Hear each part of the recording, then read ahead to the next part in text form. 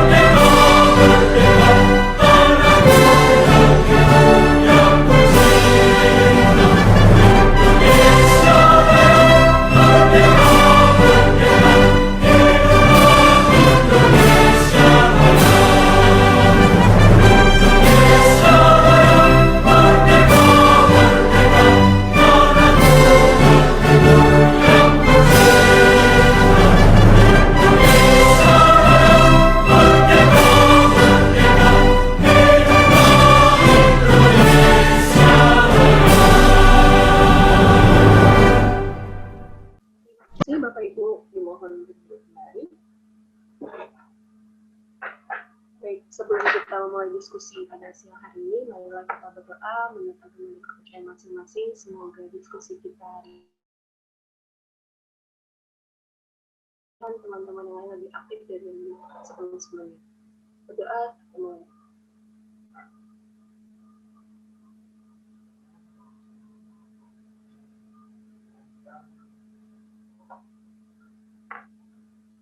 Selesai? Terima kasih.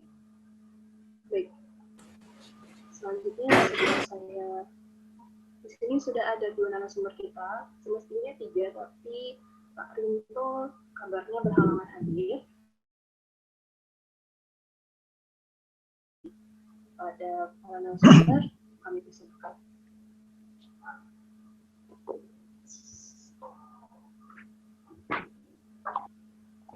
Halo Mbak Hana, suaranya kecil jadi kurang jelas kedengarannya. Kalau suara saya terdengar jelas? Oh, jelas Pak, jelas. Halo, selamat siang semuanya teman-teman sekalian di Kabupaten Lebak.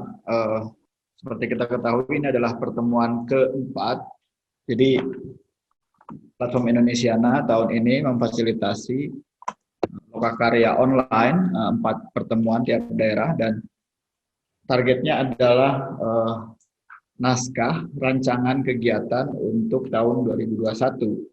Dalam hal Kabupaten Lebak berarti Festival Seni Multatuli ketiga untuk tahun 2021. Nah, minggu lalu kita sudah mendiskusikan tentang tim kerja, dan kalau tim kerja sudah terbentuk artinya tersebut harus dikejar, harus dituntaskan oleh tim kerja.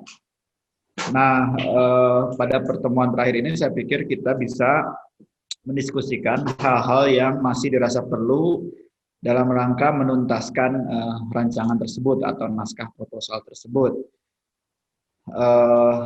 Kita bisa mulai menggulirkan diskusinya, terserah mau mulai dari mana. Saya baru melihat Kang Randy misalnya di sini. Saya tidak tahu apakah Kang Randy sudah menerima nasibnya tetap ditunjuk sebagai manajer untuk kesenian tradisi atau dia ingin naik pangkat menjadi kepala bidang kebudayaan. Itu bisa kita diskusikan juga di sini. Nah, mungkin sebelumnya Mas Egi silahkan ada pengantar lebih dulu. Silakan Mas Egi. Terima kasih Kang Heru.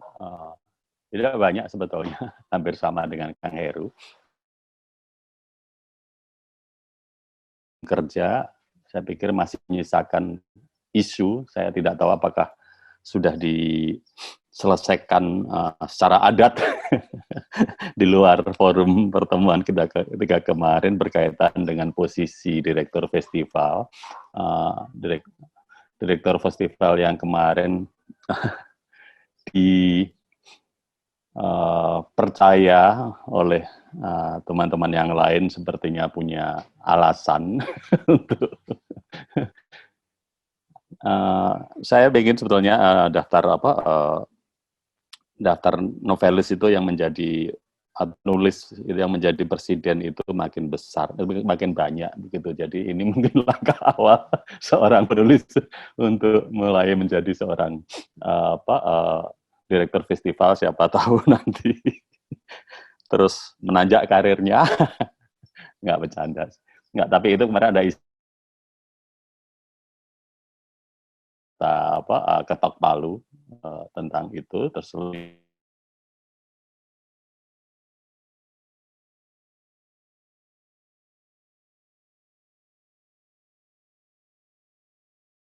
skenario seandainya pandemi. Sekedar mengingatkan, karena kita pernah membicarakan itu ya sebetulnya. Pandemi ini belum juga berakhir sepenuhnya di tahun 2021.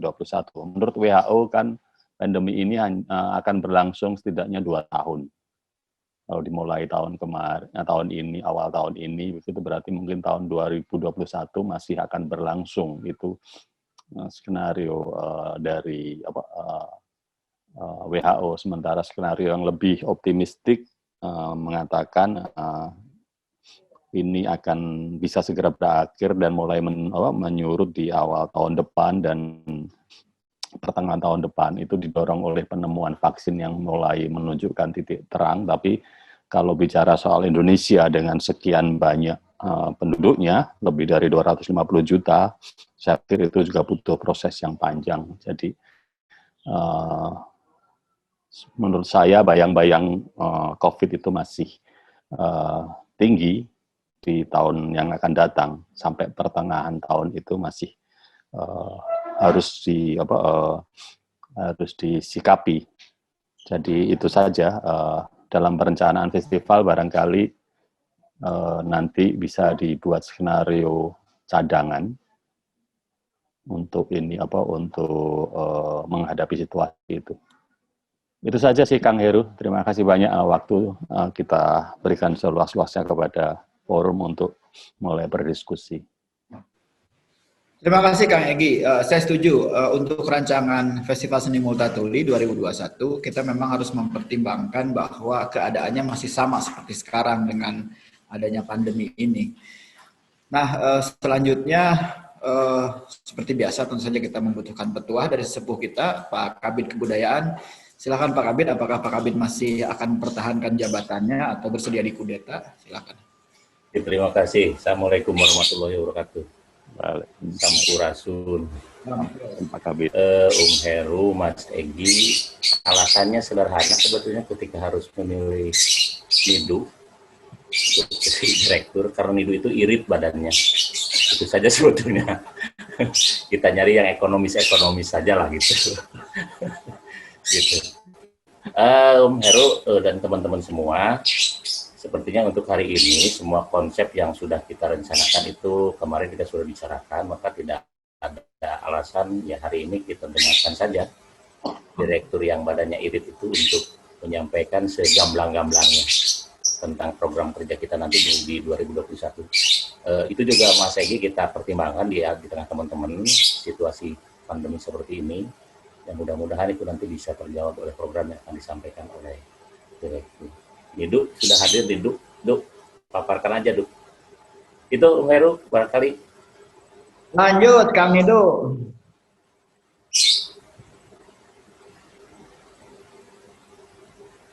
Ya, halo Kang Heru, Pak Wawan. Tuh kan irit ya. Ya, hatur nuhun Pak Kabid. Tuh.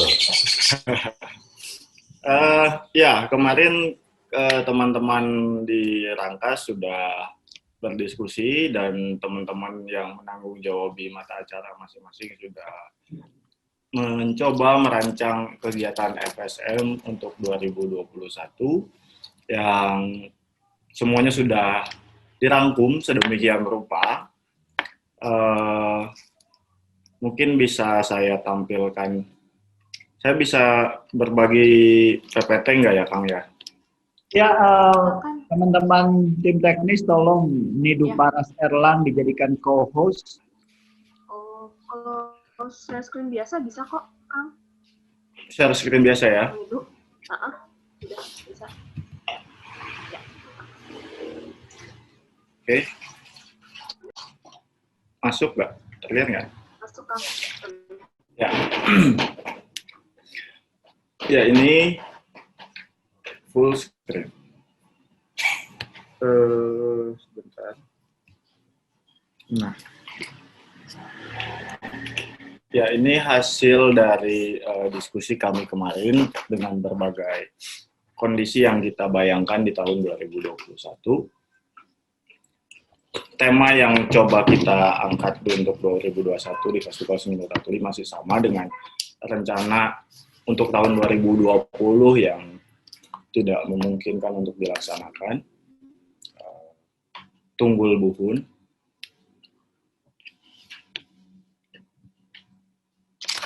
Soalan yang coba dibicarakan mengenai Tunggul Buhun masih sama terkait bagaimana kita mencoba menggali tinggalan masa lalu. Ini kita ya mencoba memaknai lagi Tunggul Buhun untuk menggali hasanah masa lampau yang mengandung nilai-nilai luhur dari berbagai tinggalan kebudayaan yang mewujud dalam berbagai bentuk ekspresi dan estetika. Nah, cuma dari Tunggul Buhun ini kita coba maknai tidak hanya berkaitan dengan sesuatu yang masa lalu, tapi juga kita bisa kreasikan sedemikian rupa untuk sesuatu yang kontemporer. Ini bertolak dari bambu, tema besarnya atau yang mau dibicarakan di dalam FSM ini, itu nanti tergambar dalam teman-teman untuk dekorasi itu apa? Dekorasi itu artistik. Untuk teman-teman di artistik misalnya yang akan mencoba mengeksekusi tema ini untuk di lokasi festival, yaitu di Museum Multatuli dan di sekitaran Rangkas Bitung. Sekalipun secara umum festival ini akan kita langsungkan dalam 3 macam, tapi di lokasi di Rangkas Bitung, di sekitaran Museum Multatuli, di alun-alun dan lain-lain, kita tetap mesti membuat dekorasi sedemikian rupa untuk menandai penyelenggaraan Festival Seni Multatuli. Ini paling tidak 3 dasar hukum yang mendasari kegiatan FSM di Kabupaten Lebak. Rencana pelaksanaan sama dengan tahun-tahun sebelumnya, yaitu pekan pertama di bulan September. Masih cukup lama dari saat ini, hanya saja mungkin karena juga rencana festival ini berbeda dari tahun-tahun sebelumnya, maka persiapan juga cukup panjang yang mesti dilakukan oleh teman-teman setiap mata kegiatan, terutama untuk kaitannya dengan jejaring internet atau media sosial, YouTube dan lain-lain. Karena beberapa persoalan misalnya ketika mau menyelenggarakan salah satunya saja misalnya simposium. Ketika simposium mau dilakukan via Zoom dan untuk bisa ditayangkan di YouTube, itu paling tidak YouTube FSM atau YouTube milik Museum Multatuli untuk terhubung bisa live streaming, paling tidak kan si subscriber YouTube-nya itu sudah harus 1.000. Nah, jadi teman-teman yang kerjasama, yang mengelola bagian media sosial itu harus sudah mempersiapkan hal-hal semacam itu dari sekarang. Ini yang saya sebut 3 klaster untuk kegiatan di FSM. Webinar daring, ini seminar daring, kaitannya dengan workshop-workshop yang akan diselenggarakan untuk beberapa acara, juga simposium. Workshop-workshop itu dari beberapa mata kegiatan, dan simposium tentu saja sebagian seminarnya didaringkan, sebagian mungkin kalau memungkinkan itu sama seperti tahun sebelumnya. Lalu ada pertunjukan seni virtual, ini untuk teman-teman yang teater dan lain-lain, teater, kesenian tradisi dan sebagainya, dan terakhir pameran virtual. Nah, pameran virtual ini semacam exhibition art gitulah. Teman-teman seni rupa barangkali bisa terfasilitasi untuk hal semacam ini. Juga teman-teman yang tahun-tahun lalu itu menyelenggarakan menelusuri jejak Multatuli. Nah, ini perangkat lunak atau apa namanya ya, webnya yang bisa ditampilkan untuk pameran virtual ini mesti dipersiapkan sedemikian rupa, karena ini kaitannya dengan IT gitu, dan teman-teman yang mengerti betul dengan perangkat-perangkat yang diperlukan untuk menghasilkan satu buah pameran virtual. Tidak sebanyak tahun-tahun sebelumnya, rangkaian kegiatan untuk FSM tahun 2019 ini paling tidak yang sudah kita coba rancang kemarin itu sekitar ada 6 saja. Karena kita bayangkan beberapa itu tidak memungkinkan untuk diselenggarakan karena menimbulkan keramaian dan lain-lain. Pertama, simposium. Konsepnya untuk simposium itu manis tapi tragis. Ini fokus untuk pada fragmen romantisme kisah cinta Saijah Adinda saja. Kenapa tema ini yang coba diangkat? Karena berbagai hal terkait novel Max Havelaar itu banyak sekali digali dari berbagai sisi, tapi kadang kita luput pada bagian Saijah Adinda, bagian kisah cintanya. Padahal ini menurut kami penting untuk dibicarakan, apalagi ini sangat mungkin untuk diadopsi menjadi berbagai bentuk alih wahana yang kontemporer. Dalam hal ini ya untuk lebih mendekatkan para peserta katakanlah, atau para peminat teman-teman kita dari Tangkas Bitung atau dari Indonesia itu sendiri terkait Festival Seni Multatuli. Karena Saijah Adinda kita tahu mirip-mirip lah cinta-cintaannya misalnya dengan Romeo Juliet, dengan Laila Majnun, dan kisah-kisah semacam itu. Dan ini satu-satunya fragmen yang memang berangkat settingnya berada di Kabupaten Lebak. Kami berencana, karena ini akan sangat memungkinkan untuk diselenggarakan secara daring, berencana mengundang beberapa peneliti, beberapa penulis dari luar negeri, tingkat internasional, dari Eropa atau dari Asia Tenggara itu sendiri, atau dari ASEAN paling tidak, Yang terbayang kemarin diantaranya adalah Terry Eagleton. Dia banyak meneliti mengenai karya sastra, teori-teorinya banyak digunakan di kalangan para pengkaji sastra, dan pembahasannya mengenai pasca kolonial cukup menukik, dan dia mengkaitkan kajian-kajian pasca kolonial itu dengan pendekatan Marxisme. Itu yang menjadi menarik dari Terry Eagleton ketimbang para pengkaji pasca kolonial dari wilayah India atau daerah Asia Tenggara. Nah, ini angan-angan sedang kita jajaki sedemikian rupa bagaimana memungkinkan kita, teman-teman di FSM, untuk bisa mengundang salah satunya Terry Eagleton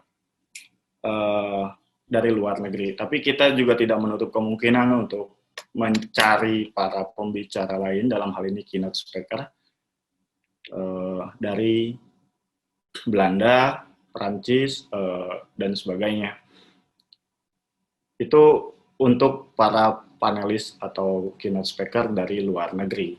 Sementara para keynote speaker dari dalam negeri, beberapa yang saya pikirkan, yang teman-teman di simposium rencanakan itu, ada beberapa dosen yang atau pengajar yang mereka sebetulnya keluarga negaranya masih Indonesia, tapi mereka mengajar di kampus-kampus di luar. Juga dosen-dosen dari berbagai kampus di Indonesia itu sendiri. Nah, untuk kasus yang pertama, dosen-dosen atau para peneliti warga negara Indonesia yang mengajar di kampus-kampus di luar negeri, konsepnya sama, itu daring. Tapi untuk dosen-dosen atau peneliti di Indonesia yang kampus mengajar di Indonesia, jika memungkinkan kami merencanakan juga untuk simposiumnya luring, artinya secara langsung seperti tahun-tahun sebelumnya, hanya saja dengan protokol kesehatan yang mungkin harus cukup ketat kita terapkan, dengan peserta simposium mungkin terbatas sekali, dan sekaligus juga itu kita tayangkan di kanal-kanal media sosial atau YouTube yang kita miliki. Nah, di dalam perencanaannya simposium ini mirip dengan tahun yang lalu, tahun 2019, itu akan memberi kesempatan kepada para peneliti, para pemerhati sastra terutama, untuk membahas fragmen Saijah Adinda dalam novel Max Havelaar dengan berbagai pendekatan sastra, dengan berbagai pendekatan bidang ilmu masing-masing. Lalu ya akan ditetapkan beberapa, rencananya seperti tahun lalu sekitar 20-an tulisan terpilih dari paper yang dikirim oleh para peserta untuk kita undang dan kita mintakan mereka untuk mempresentasikan paper itu di simposium. Pelaksanaannya daring dan luring, artinya apa daring itu dalam jaringan dan luar jaringan, online dan offline lah gitu. Tapi jika tidak memungkinkan untuk simposium di suatu tempat di Rangkas Bitung, sekalipun mengharuskan kita menerapkan protokol yang cukup ketat, kemungkinan besar simposium secara keseluruhan, baik itu para pembicara dari Indonesia atau para pembicara dari luar negeri, itu akan kita langsungkan secara online. Kira-kira seperti itu. Berikutnya, ini sastra. Sastra, pola yang dianut dari keseluruhan kegiatannya itu sama persis dengan 2 tahun sebelumnya, di tahun 2018 dan 2019. Hanya saja di tahun 2018 kita menyelenggarakan penerbitan dan launching untuk puisi, lalu di 2019 kita kumpulan cerpen. Nah, di 2021 itu terkait cerita anak untuk mengundang para penulis cerita anak. Nah, yang ditawarkan untuk digarap oleh para penulis cerita anak dalam kegiatan ini itu mengenai flora dan fauna endemik yang ada di Rangkas Bitung, yang ada di Kabupaten Lebak. Ini sekaitan dengan beberapa hal bahwa beberapa flora dan fauna ini itu sudah beberapa hampir punah sebetulnya, dan beberapa juga sudah sulit ditemukan di Rangkas Bitung. Sekalipun memang tidak hanya milik Rangkas Bitung, tapi flora dan fauna ini beberapa sudah seperti beberapa kabupaten dan kota di Banten itu sudah menetapkan beberapa flora fauna endemik milik kabupaten kota itu masing-masing. Nah, sama seperti tahun-tahun sebelumnya yang dirancang itu adalah terkait dengan lokakarya penulisan untuk teman-teman penulis di Rangkas Bitung. Ini pun jika tidak memungkinkan untuk dilakukan lokakarya secara langsung seperti tahun lalu, akan dilangsungkan secara virtual, online. Lalu berikutnya ada sayembara penulisan, sama persis, lalu juga penetapan penulis terpilih untuk dibukukan, dan pada pelaksanaannya di minggu pertama September itu akan dilakukan launching buku kumpulan cerita anak. Oke, setelah sastra, teater untuk tahun ini, teman-teman dari penyelenggara FSM akan mencoba memfasilitasi kelompok-kelompok teater untuk melakukan penciptaan teater sinematik. Nah, secara daring. Beberapa konsepnya mirip dengan tahun 2019, yaitu teman-teman panitia FSM untuk yang menangani teater akan membuka kesempatan kepada teman-teman kelompok-kelompok teater di Indonesia untuk mengirimkan konsep pertunjukan mereka yang temanya sekaitan dengan ritualisme yang ditawarkan oleh Festival Seni Multatuli. Nah, berbagai proposal yang masuk akan diseleksi oleh teman-teman dan kurator di FSM, yang kemudian akan ditentukan kelompok-kelompok terpilih. Nah, kelompok-kelompok terpilih itu selanjutnya akan diminta untuk mengikuti lokakarya, juga terkait penggarapan teater sinematik. Apa sih yang dimaksud teater sinematik dan sebagainya. Karena kemungkinan kita semuanya penyelenggaraannya secara online dan menghindari kerumunan massa sedemikian rupa untuk menonton pertunjukan-pertunjukan teater di Rangkas Bitung, maka kelompok-kelompok terpilih ini akan menggarap pertunjukan-pertunjukan mereka di daerahnya masing-masing yang kita hanya memutarkan hasilnya saja, hasil pertunjukan mereka. Tapi hasil ini yang diharapkan bukan bentuk dokumentasi semata, gitu.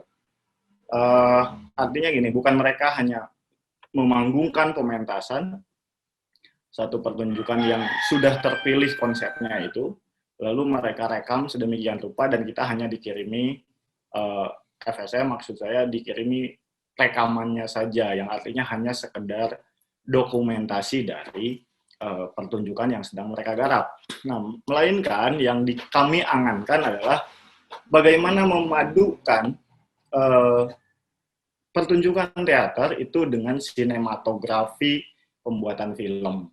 Artinya kita tidak hanya mengharapkan teman-teman yang kelompok-kelompok terpilih nanti itu mengirim dokumentasi pertunjukan, tapi satu pertunjukan teater yang bisa kita nikmati sebagaimana kita juga menikmati sebuah film. Ini konsepnya keren.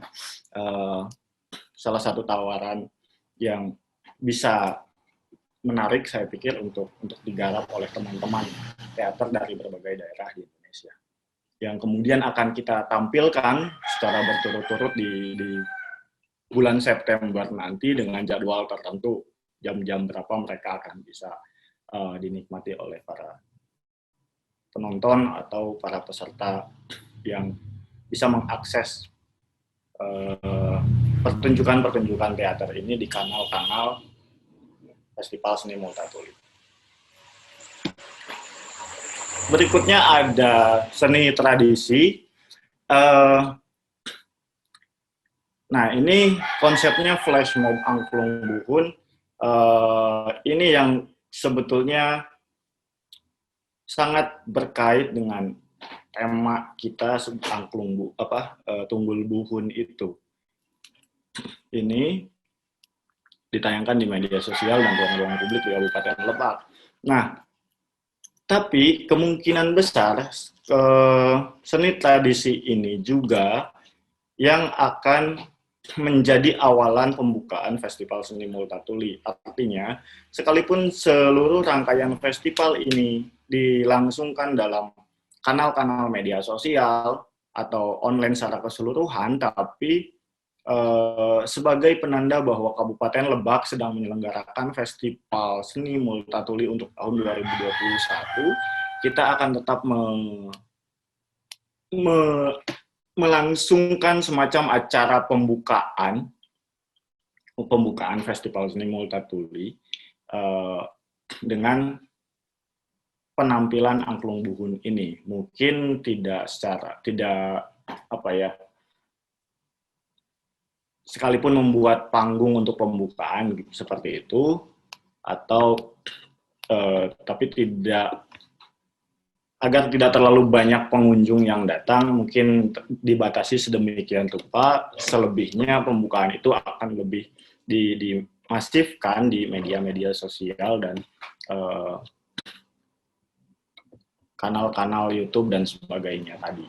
Tapi pembukaan itu akan tetap dilangsungkan secara diadakan di panggung misalnya.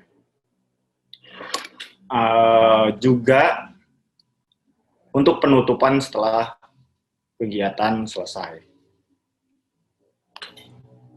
Tapi gini juga, di beberapa hal, kesenian-kesenian tradisi yang ada di Kabupaten Lebak yang coba kita pertunjukkan, coba kita tampilkan dalam Festival Seni Multatuli,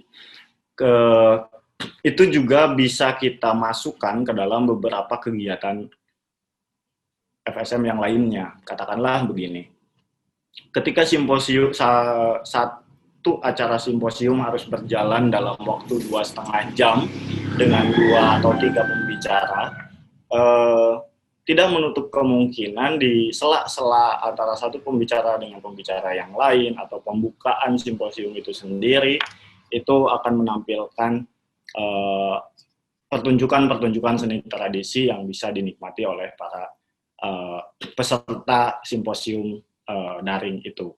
Juga kegiatan-kegiatan yang lainnya. Berikutnya, ini Jejak Multatuli. Nah, ini konsepnya tour virtual, berbeda dengan tahun yang lalu.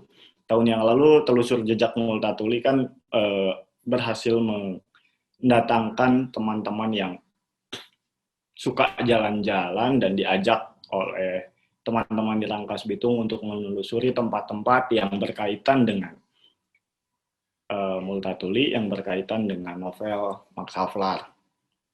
Nah, tapi kemarin kan secara langsung. Kemarin sebetulnya ada sempat perbincangan sama teman-teman, mungkin naik sepeda gitu. Dia menelusurinya naik sepeda karena kita sedang musim sepeda di Kota Rangkas Bitung. Tapi sepeda akan menimbulkan keramaian yang lain yang malah nanti kita akan repot lagi. Akhirnya teman-teman berupaya ingin menghadirkan tour virtual dengan mengangkat jejak historis Multatuli. Itu di beberapa tempat yang tidak hanya di Kota Rangkas Bitung, tapi berbagai titik lokasi yang tercantum katakanlah di dalam novel Max Havelaar, peristiwa-peristiwa yang menimpa Saijah dan Adinda, ketika dia berada di kampung halamannya di Badur, ketika Saijah ingin menyeberang ke Lampung, itu di Banten Selatan dan sebagainya.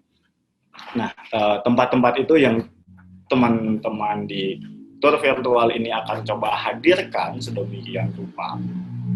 Nah, tentu saja untuk hal-hal semacam ini, kebutuhan teman-teman sepertinya sama dengan yang lain, karena kami perlu menyiapkan berbagai hal yang kaitannya dalam hal ini dengan IT, dengan teknologi, dengan berbagai perangkat yang memungkinkan konsep ini bisa terrealisasi.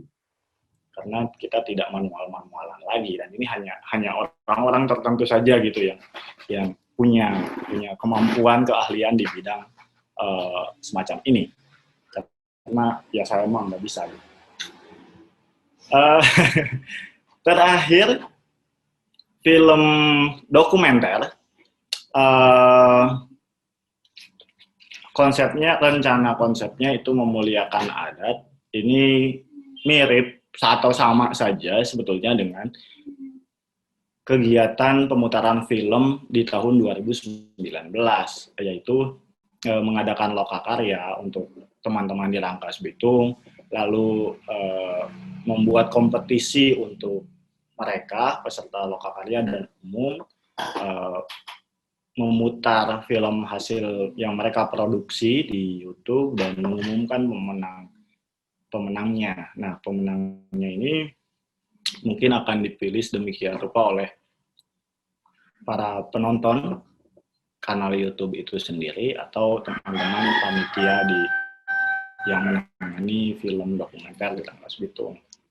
Berbeda dengan yang lain-lain karena yang film ini bentuknya lebih pada kompetisi, yang sebetulnya mirip sih, yang Sastra juga memberi penghargaan untuk satu atau dua mungkin orang penulis yang dianggap berhasil menuliskan cerita anak yang diinginkan oleh panitia. Yang berbeda mungkin teater kemarin ya sempat kami bicarakan, karena berkaca kegiatan teater tahun-tahun sebelumnya, teman-teman di Rangkas membayangkan kalau untuk komunitas teater yang berhasil menawarkan konsep pertunjukan mereka, itu inginnya kita fasilitasi sedemikian rupa. Barangkali teman-teman yang menangani teater akan meniru cara atau konsep kerja yayasan kelola semacam itu. Ya, oke, ini beberapa media sosial yang akan menayangkan atau selain menayangkan apa ya, menginformasikan berbagai hal kaitan dengan Festival Multatuli. Beberapa medsosnya sudah dibuat dari beberapa tahun lalu, sekalipun tidak aktif lagi sejak selesai di 2019. Bahkan kemarin websitenya sempat down karena lupa ditangani semacam itu. Ketika tidak ada festival, luput, lalu tidak diotak-atik lagi. Bahkan kayak Instagram mungkin si followernya tidak bertambah sama sekali setelah acara Festival Seni Multatuli 2019 selesai, seperti itu. Nah, ini mesti dimulai ditangani lagi oleh teman-teman di Rangkas Bitung, dan tentu saja pekerjaan untuk maintenance pengelolaan di media sosial ini yang kita butuhkan sampai penyelenggaraan FSM 2021 di bulan September nanti, karena kita sangat bertumpu pada berbagai media ini, Facebook, Instagram, Twitter, website, apalagi YouTube. Nah, tadi seperti yang saya bilang, kanal YouTube agar kita bisa membuat simposium secara live, bisa ditonton di YouTube, dan para peserta yang menonton di YouTube bisa juga berinteraksi dengan para pembicara kita. Itu paling tidak kita harus sudah punya 1.000 subscriber. Nah, maka teman-teman di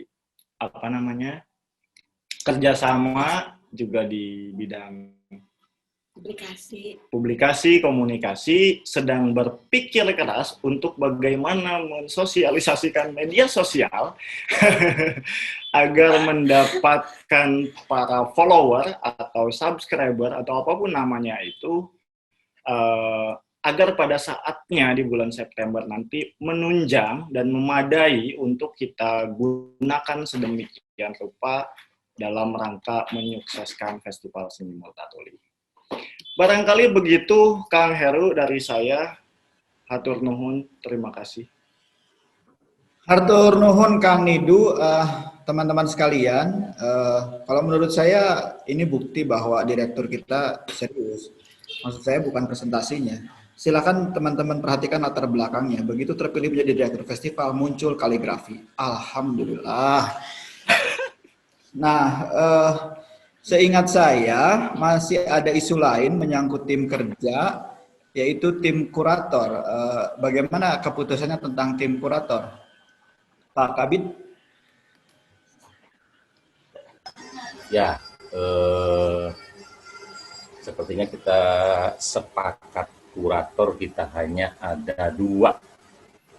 Ini pasangan ganda putra terkuat di Kabupaten Lebak, yaitu Bung DC sama Mas Budi. Itu kurator kita. Hadir. Dua-duanya sudah ada ya, Kang DC, Kang Budi? Oh ya, ada Kang Budi melambaikan tangan, Kang DC.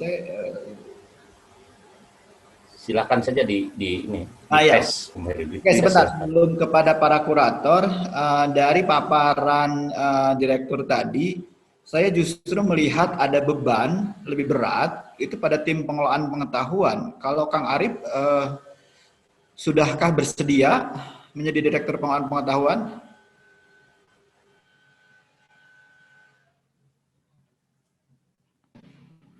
Kang Arif baru akan saya hubungi dan saya bujuk sedemikian rupa untuk mau tidak mau bersedia. Tapi saya pikir kalau yang membujuk Kang Arif itu adalah saya, beliau akan bersedia membantu saya. Oke, baik. Nanti dikirim kopi dari Bandung deh, boleh lah. Begini teman-teman sekalian, misalnya ya, tadi salah satu yang disebutkan oleh Kang Yidu tentang jumlah subscriber di YouTube gitu. Saya sih bukan soal jumlah ya, atau termasuk jumlah follower Instagram. Ya udah nanti saya suruh istri saya follow FSM jadi nambah 1 follower Instagram. Lumayan. Tapi bukan itu, bahwa ternyata dalam berapa ini kira-kira 11 bulan menjelang FSM 2021 ada proses yang harus kita jalani yang terhubung dengan kanal-kanal komunikasi tersebut. Nah, itu berhubungan dengan banyak hal yang tadi disebutkan dalam rancangan programnya, misalnya temanya simposium manis tapi tragis. Tadi Kang Nido menyebutkan bahwa itu seperti satu arketip ya, archetypal, karena alur cerita macam ini sepertinya ada di mana-mana, Romeo and Juliet, Cleopatra lah, siapa gitu kan. Mungkin itu sesuatu yang archetypal, arketip ada di mana-mana gitu. Nah, ini kan perlu kajian, perlu riset, perlu kajian pustaka gitu. Itu kembali ke tim pengelolaan pengetahuan. Bukan sekedar untuk merumuskan tor ya untuk simposium, tapi bisa dimasukkan ke itu tadi si kanal komunikasi. Jadi ditunjukkan bahwa menuju simposium SFM 2021 ini ada proses yang luar biasa serius gitu kan, penelusuran tentang arketip dari manis tapi tragis itu gitu kan. Nah, yang ujung-ujungnya mudah-mudahan menambah jumlah follower, subscriber dan seterusnya, tapi yang lebih substansial menurut saya adalah si prosesnya terpampangkan, si kajian-kajiannya terpampangkan. Belum lagi misalnya menyangkut tadi disebutkan Perda, Lebak kan punya perda masyarakat adat dan kesepuhan. Bukankah itu juga sesuatu yang perlu diperkenalkan? Itu juga bisa menjadi bagian dari sosialisasi yang juga nanti berhubungan dengan jumlah subscriber dan seterusnya. Ada saya pikir ada banyak yang kemudian bertumpu Jadi saya melihat alurnya begini, tim pengolahan pengetahuan harus segera bergerak, itu erat hubungannya dengan tim komunikasi. Nah, sambil begitu tim kurator kemudian bersama direktur program, direktur artistik dan para manajer itu terus mengelaborasi rancangan yang tadi sudah dipresentasikan, misalnya menghubungkan teater dengan ritus, menurut saya itu ide besar yang serius, yang artinya juga perlu kerja pengkajian yang juga serius. Teater, ritus, bahkan festival sebenarnya awalnya adalah ritus. Kita bisa bilang festival itu adalah ritus yang diprofankan, ritus yang diduniawikan gitu. Tapi awalnya adalah ritus. Nah, sementara teater kita tahu akarnya adalah pengertian seni yang modern gitu kan. Jadi ada kerumitan wacana di situ yang sebenarnya menarik untuk dikaji. Artinya juga mungkin perlu bidikan gitu kelompok teater mana yang tepat dalam hal ini, atau perlu perbandingan dalam hasanah perkembangan teater di Indonesia misalnya, hubungan antara teater modern dengan ritus itu bagaimana. Jangan-jangan pernah ada kajiannya, pernah ada apa, fenomena tertentu dan seterusnya. Itu balik juga tim pengolahan pengetahuan, tapi dalam hal ini sebenarnya langsung berhubungan dengan tim kurator yang perlu meriset istilahnya perkembangan di dunia teater itu sendiri.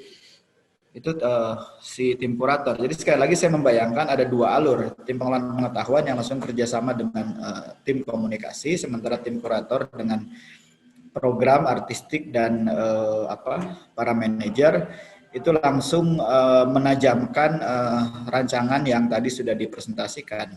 Termasuk persoalan artistik, kita perlu bicarakan juga misalnya bagaimana sih mengolah ruang. Dan di mata saya ada perkembangan dalam tata artistik, tentang dekorasi atau nidu disebutnya yang menigul. Tata artistik antara 2018 dengan 2019 ada perkembangan, mungkin itu bisa didorong lebih lanjut pada satu penguasaan ruang yang lebih menyeluruh, katakanlah si ruang alun-alun itu bisa lebih tertata dengan yang menyeluruh, inherent atau koheren, berkesatuan semuanya. Lalu Pak Kabid, ini soalnya Pak Kepala Museum tidak ada ya sekarang. Tadi kan ada paduan antara kegiatan luring dan daring. Saya pikir dari awal itu bisa langsung ditinjau karena ini urusannya dengan pembiayaan ya.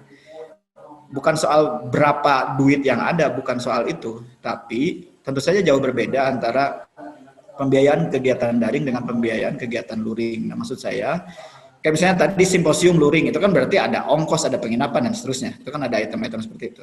Yang maksud saya adalah pembedaan pembiayaan antara luring dan daring itu nanti bisa berdampak kepada konsentrasi kegiatannya. Maksud saya misalnya, sederhananya gini, daripada keluar duit buat bayarin hotel, mendingan udah aja semuanya daring gitu, tapi cakupannya diperluas, topiknya dipertajam, atau bagaimana gitu kan, atau misalnya simposiumnya diperlama jadi 4 hari, 5 hari gitu kan, dengan pembiayaan yang sebenarnya lebih hemat dibandingkan kalau ada simposium luring. Nah misalnya maksud saya, rancangan antara kegiatan luring dan daring itu berpengaruh langsung pada pembiayaan, dan itu juga berarti soal skala prioritas, pengaruhnya ke situ.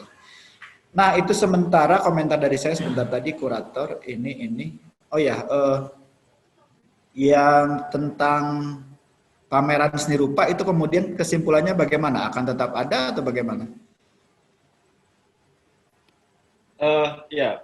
Kawan-kawan yang untuk pameran yang 2 tahun lalu menangani pameran seni rupa, di tahun 2021 semuanya itu menangani artistik, Kang. Nah, justru artistik yang tadi disampaikan Kang Heru untuk menangani tampilan misalnya di alun-alun, di museum, dan sebagainya, itu digarap oleh teman-teman seni rupa. Nah, boleh jadi penggarapan artistik di alun-alun itu adalah instalasi dari bambu dan lain-lain yang itu hasil kreasi teman-teman seni rupa yang boleh jadi mereka akan bekerja sama dengan beberapa yang ahli di bidang bambu gitu katakanlah. Di Banten kita punya Mukodas Al-Bantani yang punya Institut Bambu Nusantara yang menggali bambu terus-menerus. Juga ya teman-teman di Banten yang ngegarap seni rupa akan mengelola bambu-bambu yang ada sedemikian rupa untuk menjadi instalasi di alun-alun, di Rangkas Bitung,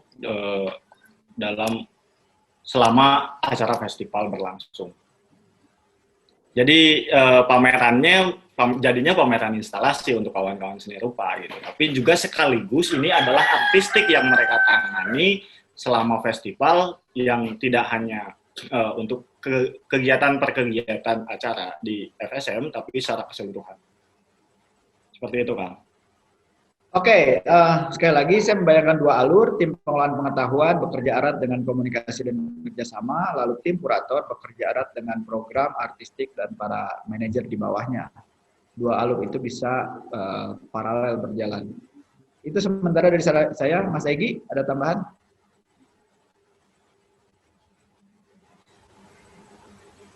Masih mute, maaf. Terima kasih Kang Heru.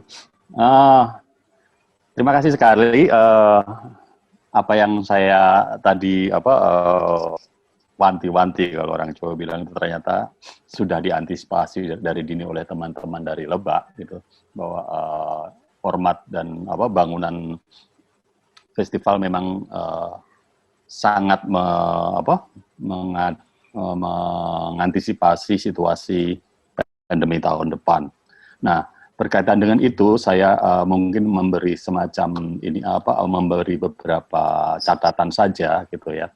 Yang pertama mungkin belum berkaitan dengan isu tentang daring atau luring, tapi kalau tidak salah di pertemuan-pertemuan terdahulu kita sempat mengangkat isu atau pertanyaan apakah FSM ini sepenuhnya telah menjadi milik masyarakat Lebak begitu. Jadi seberapa jauh FSM ini di-owning oleh masyarakat. Nah,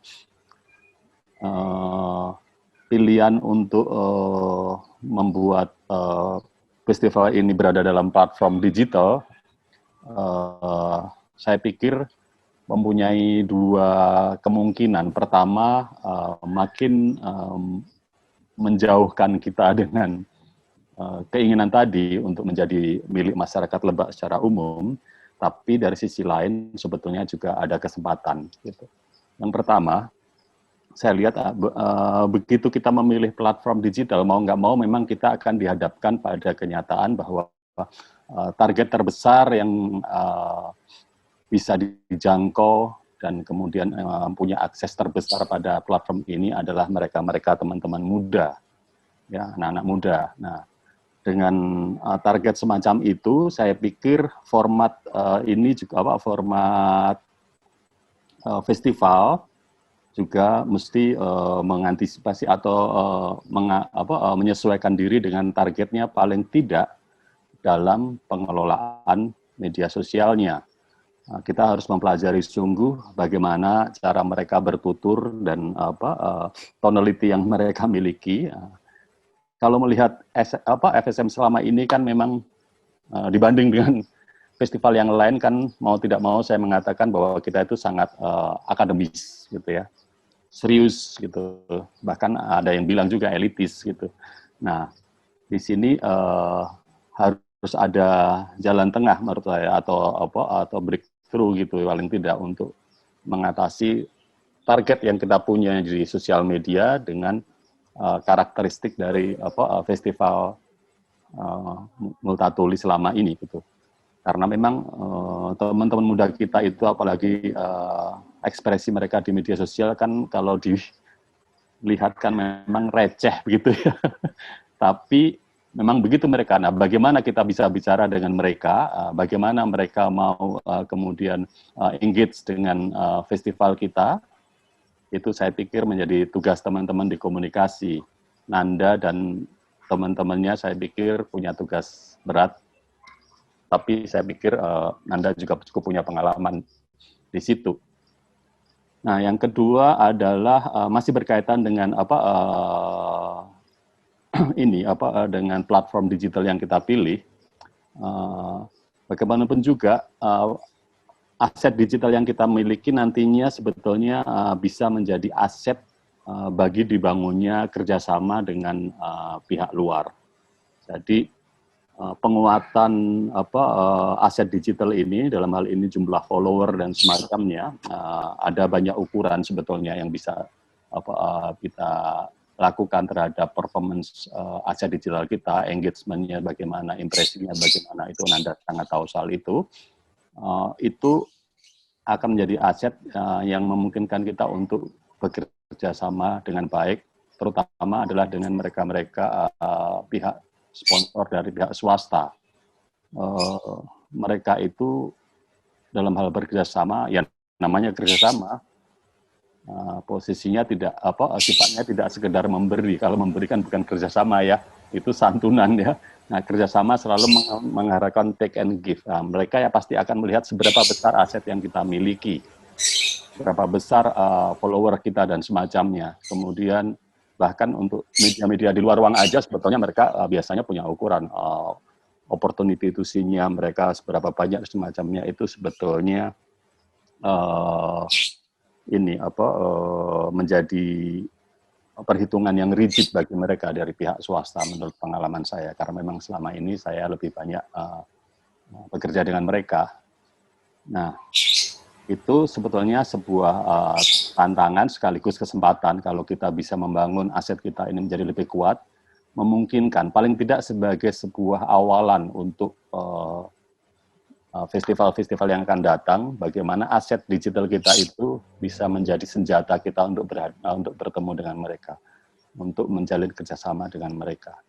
Kalau tidak, memang akhirnya sifat kerjasamanya menjadi sifat kerjasama yang selama ini masih sering terjadi. Sifatnya bukan sponsorship menurut saya, tapi semacam CSR lah barangkali. Ya. Nah, kalaupun CSR, pada akhirnya metodenya adalah membuat kita harus bisa membangun sebuah common interest antara kita dengan pihak yang mau memberi bantuan, setidak-tidaknya membuat mereka merasa bahwa mereka menjadi bagian dari sebuah gerakan atau usaha untuk menguatkan kebudayaan. Saya pikir itu saja yang saya sampaikan. Monggo. Mas Egy, makasih. Benar juga, 2 poin tadi paling tidak dari Mas Egy, target audiens dan aset. Ini mengingatkan pada saya tadi perangkat lunak ya, kan ada banyak kegiatan yang dirancang daring, maka perlu diperhitungkan tentang kebutuhan perangkat lunaknya ya, software. Misalnya begini, ya kita bisa belajar dari teman-teman yang sudah berpengalaman karena berbulan-bulan kita membatasi aktivitas fisik. Kemudian tentang berbagai platform baru, misalnya ada namanya Layang Lakbok dari Ciamis, itu bagian dari Begawan Nusantara. Begawan Nusantara adalah jejaring festival warga. Sebenarnya kami juga sudah berencana menghubungkan platform Indonesiana dengan Begawan Nusantara sebagai sesama jejaring festival, tapi ya kita masih menundanya untuk tahun ini. Nah, Layang Lakbok biasanya ya festival layang-layang, Lakbok itu daerah persawahan, ya orang main layang berbareng-bareng. Tahun ini hanya berupa kegiatan daring online, dan kebetulan mereka juga dapat fasilitasi bidang kebudayaan dari Ditjen Kebudayaan. Nah, kita bisa terhubung dengan teman-teman seperti itu, apakah memang mereka membuat software baru atau memanfaatkan software yang sudah ada, itu kan hal yang harus diperhitungkan. Atau yang sekarang ini sedang berlangsung Art Jakarta, sebuah art fair di Jakarta. Kalau mereka, saya tahu mereka membuat software baru. Kebetulan mereka juga dapat dukungan dari Direktorat Pengembangan dan Pemanfaatan. Ya 200 sekian juta nilainya untuk membangun software yang, silakan teman-teman dilihat Art Jakarta. Itu untuk bikin softwarenya nilainya hampir 300 juta, 200 sekian juta. Nah, itu hal yang harus diperhitungkan nanti mungkin sama Nanda dan teman-temannya. Nanda ada kan di sini? Artinya kita tidak mulai dari nol, ada banyak pendahulu yang bisa kita jadikan pelajaran. Oke, berikutnya mungkin para kurator, Kang Budi atau Kang Dese, silahkan punya senjata apa buat menghadapi tahun depan?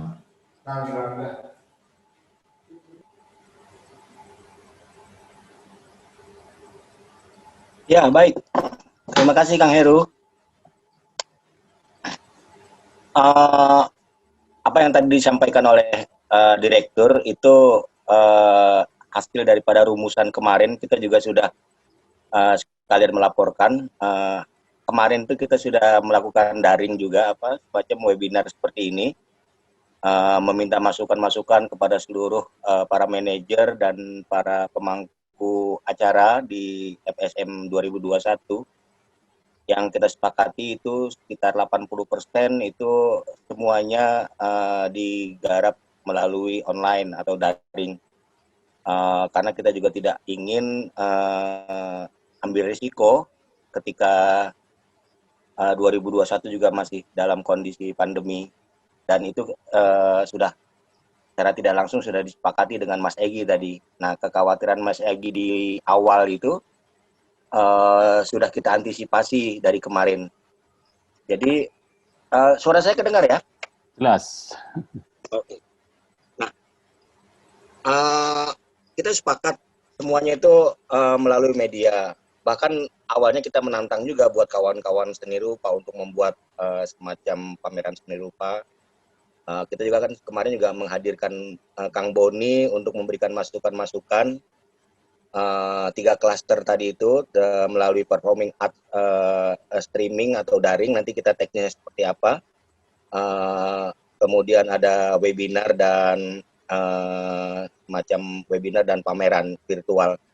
Nah, bisa dibayangkan kalau tahun lalu itu kita membawa lukisan Agus dan Oto Jaya ke pendopo Museum Multatuli, bagaimana biaya dan resikonya. Kemungkinan pameran seni rupa secara virtual itu kan tim yang akan datang ke sana untuk pengambilan gambar. Jadi ada banyak yang kita pikirkan dalam konteks perlengkapan atau peralatan-peralatan pendukung. Semuanya itu ya kita jadi seperti lebih seperti PH jadinya gitu. PH atau produksi film yang nanti di acara itu nanti semuanya itu hasil daripada editing dan kreativitas kawan-kawan yang lebih banyak menuntut kemahiran dari para tim IT dan videografer dan fotografer nantinya. Makanya yang kita pikirkan kemarin itu bagaimana pembiayaan ini untuk karena kita butuh banyak media, banyak alat untuk seperti dalam konteks pertunjukan gitu di sela-sela webinar itu ada tampilan kesenian, itu kan setidaknya ada 2 atau 3 kamera dari beberapa angle untuk ditampilkan di layar besar dalam webinar itu untuk sebagai jeda sesi tampilan kesenian tradisi. Semuanya sebenarnya kita gagas dalam konteks virtual. Nanti kita tinggal menyusun apa saja kebutuhan dari masing-masing manajer ataupun direktur.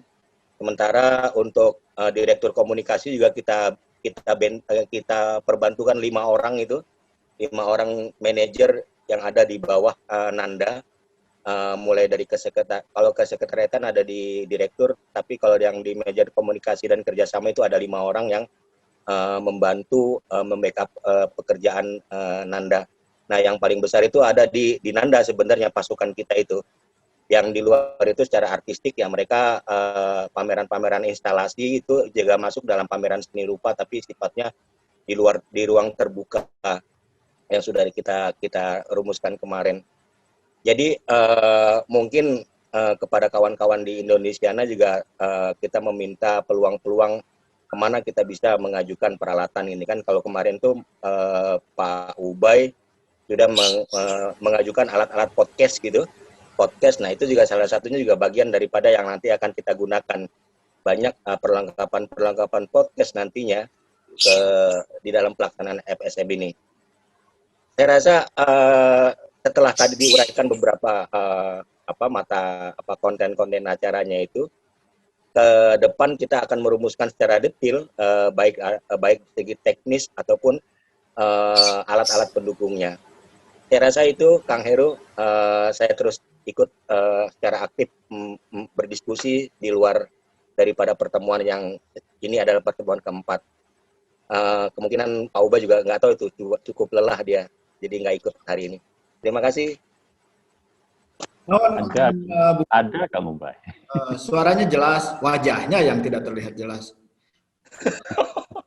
Kang Dese, lanjut. Ada Kang Dese?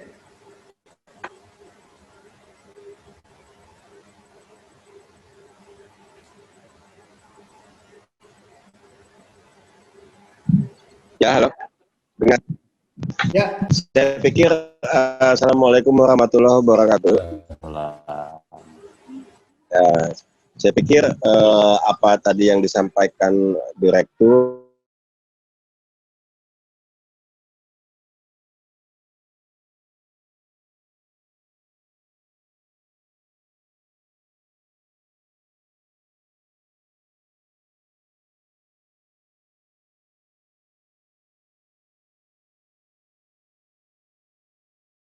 konteks apa yang akan dikerjakan ataupun dilakukan oleh mereka.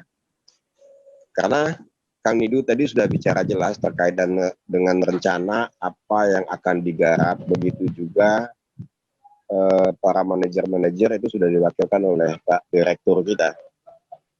Nah, nanti kita tinggal menunggu bagaimana bentuk dari konsep yang akan dijabarkan oleh pengelola ilmu pengetahuan. Sebetulnya apa yang disampaikan dengan Kang Budi tadi sudah tersampaikan semua terkait dengan apa yang akan kita kurasi nanti ke depannya. Saya pikir begitu aja Kang Heru. Tinggal ada satu poin aja, artistik juga belum sepenuhnya juga kita mendengarkan apa yang akan ditampilkan oleh Kang Dede nanti kan. Pengelola ilmu pengetahuan juga Kang Bayu juga belum menyampaikan secara maksimal rencana kerja beliau. Oke, nuhun, kita lanjut aja dulu. Ya, terima kasih Kang Dese. Benar juga yang dibilang Kang Budi tadi. Kalau sebelumnya saya menyinggung tentang perangkat lunak, barusan kan Kang Budi menyinggung tentang perangkat keras. Dua-duanya memang sama-sama kita perlukan, software dan hardware. Makanya kembali tadi Kang Ubay, sebelum Kang Ubay masuk, saya sempat menyinggung dalam perancangan kegiatan daring dan luring itu kan kemudian juga berpengaruh pada pembiayaan. Maka silakan diperhitungkan selanjutnya, bukan soal besaran dananya saja, tapi soal skala prioritas. Karena kan kegiatan luring biasanya kemudian memakan biaya tertentu, penginapan, makan, dan lain-lain.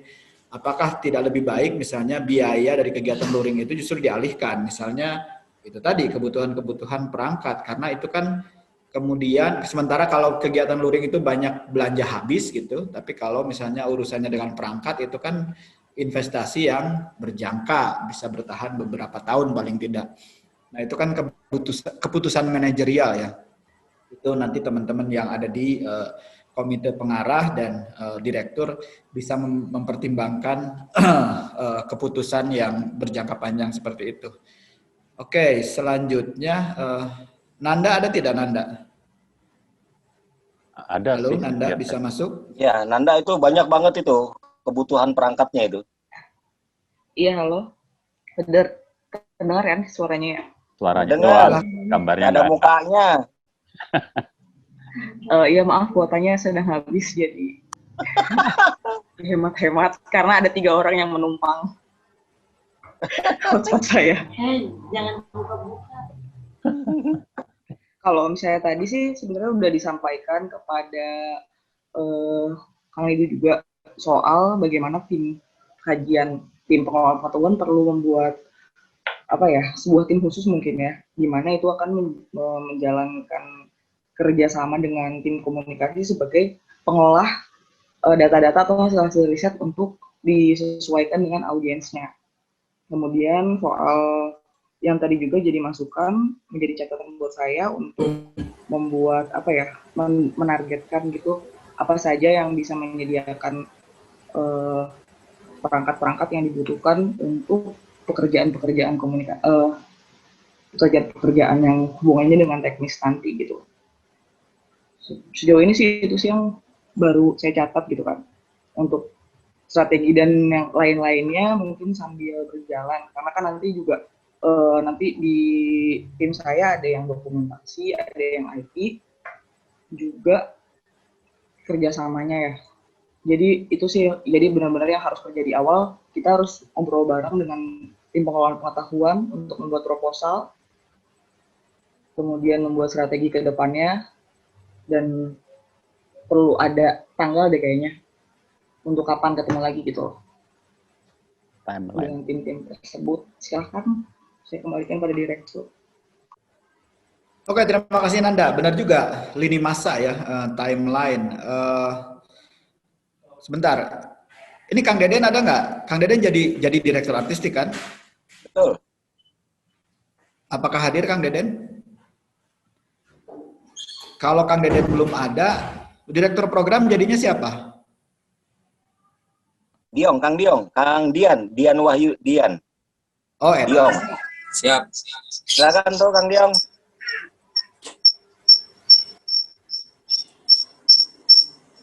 Assalamualaikum. Bro, itu siapa di sampingnya itu? Sesepuh. Ini didatangkan khusus Pak Kabir karena beliau Baru selesai tapak ya. Iya, jadi langsung kita undang 1 berdua saja biar romantis. Halo, kedengeran suara? Agak mencuit tuh ya. Ada noise dari mana ya? Ada suara. Ada noise tuh. Iya. Ada Mungkin noise. mikrofonnya agak jauh itu. Headsetnya. Iya. Halo. Itu noise dari yang sebelah kayaknya itu. Ya dia pengennya deket-deket aja Pak Kabir. Jadi begini Kang Heru, Mas Egi dan Pak Kabir. Dari kemarin kita sudah membahas dari Bro. Masih noise yang ya oke, aman. aman. Oke, jadi kemarin kita juga sudah membahas secara online dan masih noise kayaknya ini entah dari mana. Aduh, ya Coba ke kamar mandi, ke WC. aman ya sekarang ya. Halo? Udah Iya, aman, ya. udah aman. Nah, jadi pertama kalau program-program yang disampaikan oleh teman-teman Masih.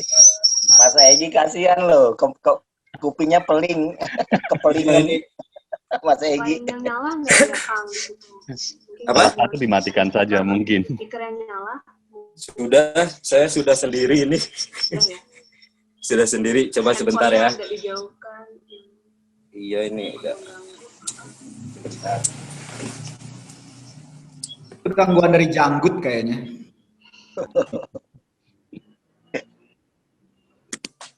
Iya, halo. Romantisnya dipisah dulu ya Kang Randy. Iya, jadi kalau dari teman-teman seperti simposium, programnya saya rasa sudah baik, terus teater juga oke. Terus kalau di tradisi, saat ini saya masih koordinasi sama Kang Randy, karena betul apa yang dikatakan direktur kita, Angklung Buhun ini menjadi apa ya, seksi di kegiatan ini, saya bilangnya begitu. Karena akan ada di pembukaan dan di penutupan seperti itu. Konsep jelasnya nanti dijelaskan sama Kang Randy. Memang betul tadi kata Kang Budi, untuk flash mob aja kita memerlukan perangkat yang luar biasa gitu. Selain kita ada konser virtual juga, itu juga sama memerlukan alat yang cukup banyak dan mungkin besar begitu. Kenapa terlahir flash mob? Sebetulnya ini saran pribadi kepada manajer Kestrad. Ada beberapa dari teman-teman kita kayak di Lebak Selatan, daerah Sajra dan lain-lain yang ingin tersentuh di acara Festival Seni Multatuli seperti itu. Terutama pelajar. Saya terpikirkan ketika membuat flash mob ini kita melibatkan beberapa pelajar dari setiap sekolah itu untuk bergabung di flash mob ini. Contoh misalkan 2 atau sampai 5 orang dari satu sekolah untuk mengikuti flash mob. Dan itu sementara ini konsepnya kita lakukan offline dulu, tidak langsung live di media sosial seperti pengambilan video klip. Baru nanti mungkin bisa ditampilkan pada saat pembukaan. Itu mungkin akan ada sekitar 50-100 orang dengan menerapkan protokol kesehatan. Itu juga bisa dilaksanakan misalkan di tengah alun-alun membuat pagelaran flash mob tersebut. Itu secara singkat tentang flash mob. Nah, terus kalau tentang konsernya, saya sepakat sama Kang Randy juga, kita ada 3 tahapan karena betul dari pembahasan sebelumnya kata Kang Heru, di penutupan kita terlalu singkat, padahal acara itu luar biasa gitu kan, dengan mendatangkan Kang Ismet Samba Sunda. Jadi sekarang kita akan konsep di malam penutupan itu ada konser, 3 tahapan konser. Pertama misalkan angklung buhun yang murni seperti apa, kedua angklung buhun dengan tarian, ketiga angklung buhun dengan musik modern. Nanti dipaparkan sama Kang Randy. Itu untuk konsep di konsep di Kestrad. Yang kedua, kemarin juga saya sampaikan, mungkin ini masukan juga buat tim publikasi. Publikasi acara kita dilaksanakan secara online ataupun offline itu tidak berpengaruh menurut saya. Karena apa? Online berarti kita juga harus ada publikasi secara offline-nya, kayak itu spanduk, baliho dan yang lain-lain. Bedanya kita waktu itu menjadwalkan misalkan teater ada di Museum Multatuli hari ini jam segini. Nah sekarang ada di mana? Di YouTube kah atau di Instagram jam berapa sampai hari apa misalkan seperti itu. Dan yang kedua tadi dari Pak Direktur itu sedikit masukan juga untuk publikasi itu. Sementara menunggu alat-alat yang kita perlukan itu, bisa kita berjalan dari misalkan awal tahun, kita bisa mengundang YouTuber yang ada di Lebak yang sudah lumayan besar. Itu kita bisa berdialog sama mereka atau podcast bersama mereka, membahas tentang Festival Seni Multatuli dan meminta mereka untuk subscribe YouTube-nya kita. Tuh, kalau masukan ya dari saya, kalau memang bisa dilaksanakan nggak apa-apa, kalau enggak juga nggak apa-apa gitu. Dan untuk artistik, kebetulan Om Deden mungkin sedang di perjalanan karena kemarin bilang mau ke Rangkas lagi, mau ke sini mau koordinasi sama kita. Karena memang betul Bang Dese, artistik ini tidak cukup di satu tempat, karena bagaimana caranya di Festival Seni Multatuli ini, walaupun online, tetap ada ciri kalau ada acara Festival Seni Multatuli yang sedang berlangsung, yaitu tadi ada artistik di alun-alun, di acara flash mob juga ada artistik dan yang lain-lain. Terus kalau menanggapi dari Pak Kabid kemarin, seperti di setiap pementasan itu harus ada pembalap lewat. Jadi ada penampilan angklung buhun atau ada ciri khas musik angklung buhun, sejenis jingle mungkin begitu Pak Kabid atau gimana.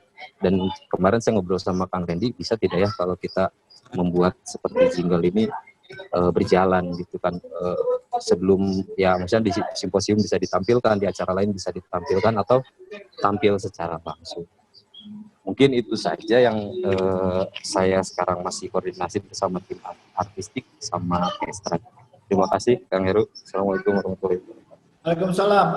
Kang Dian, tadi soal lini masa timeline yang disinggung oleh Nanda, program untuk jadi bersama dengan direktur lini masanya, langkah-langkah kerja dan satuan waktunya dari mulai sekarang sampai ke nanti pelaksanaan dan sebenarnya sampai pasca.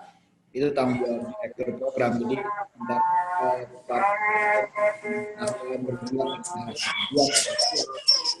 jemaah programnya harus dikerjakan direktur program.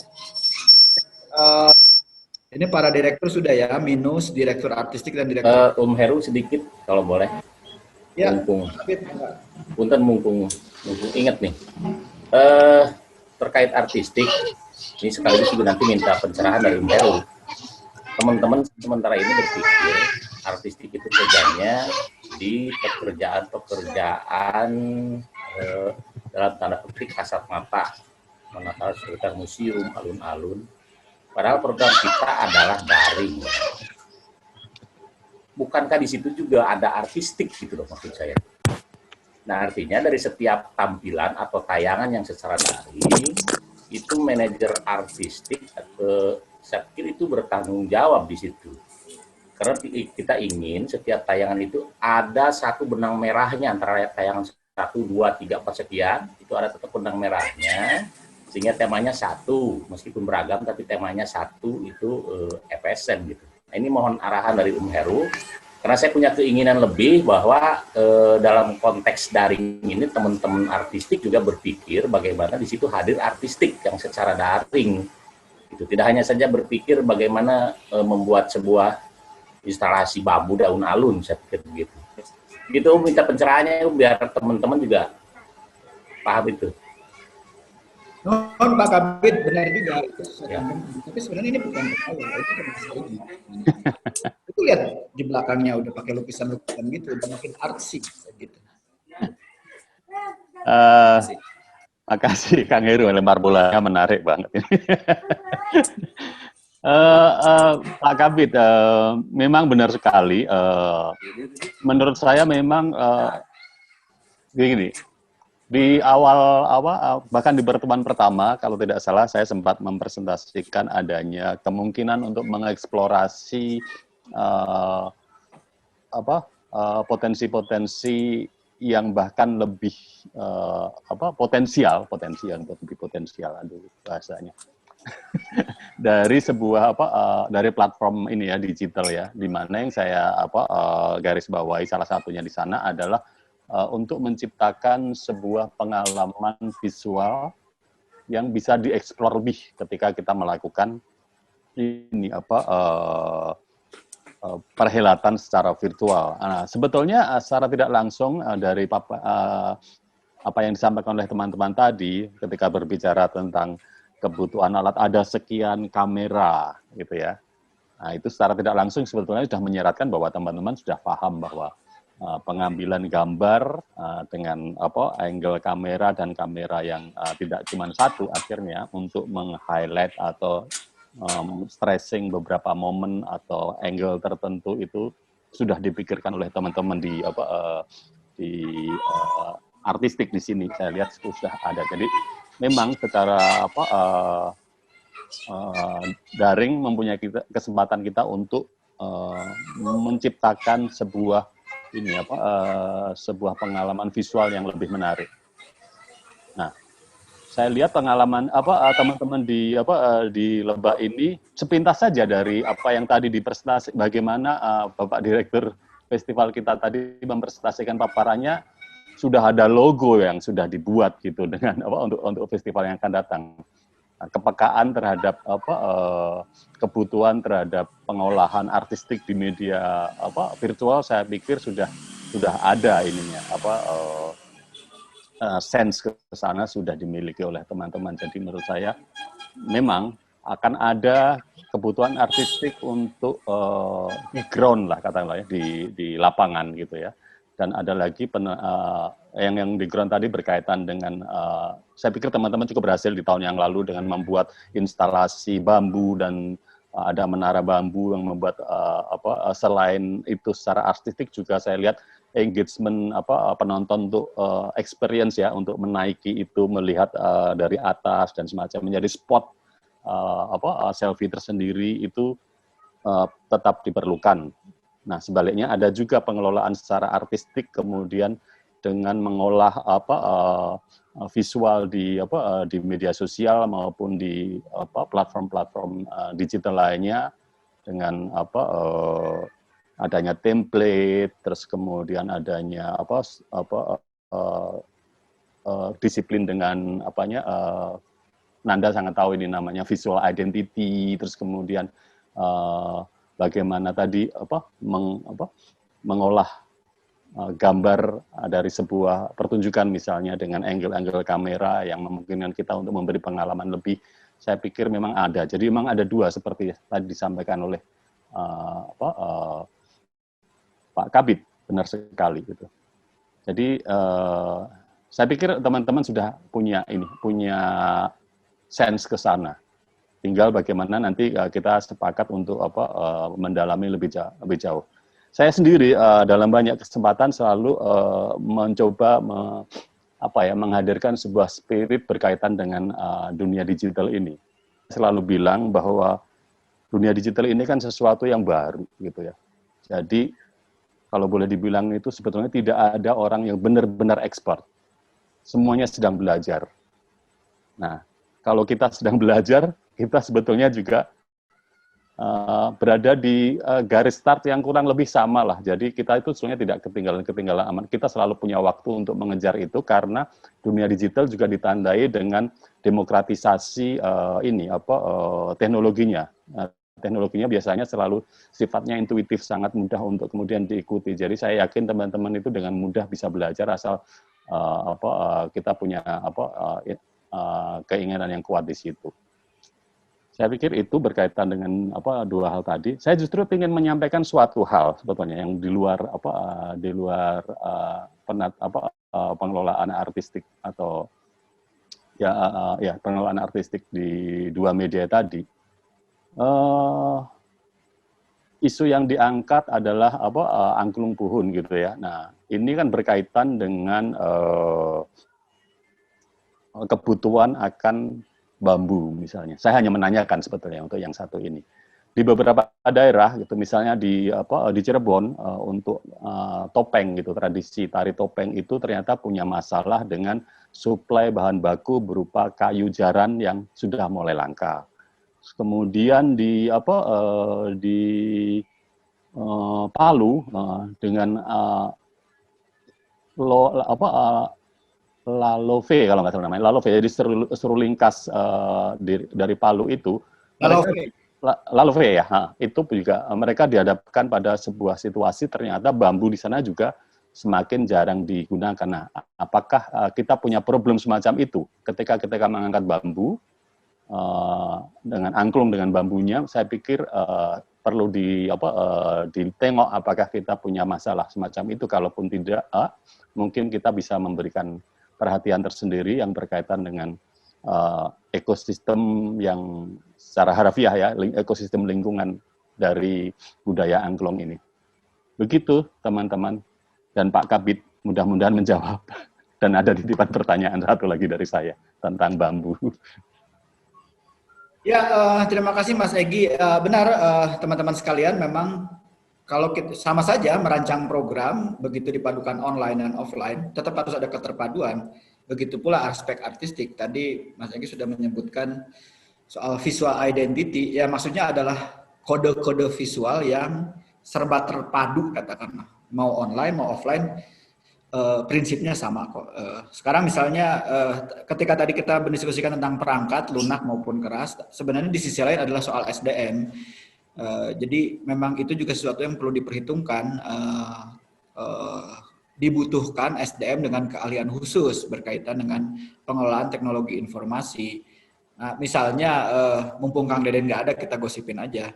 Sepenglihatan saya, Kang Deden itu tipe seniman yang sangat analog, sangat manual gitu, konvensional. Sebenarnya saya juga begitu, tapi kan kita didorong sekarang ini semua untuk tampil di depan layar. Nah, barangkali misalnya Kang Deden perlu pengimbang gitu di tim artistik yang bisa mengimbangi dari sisi eksplorasi media baru.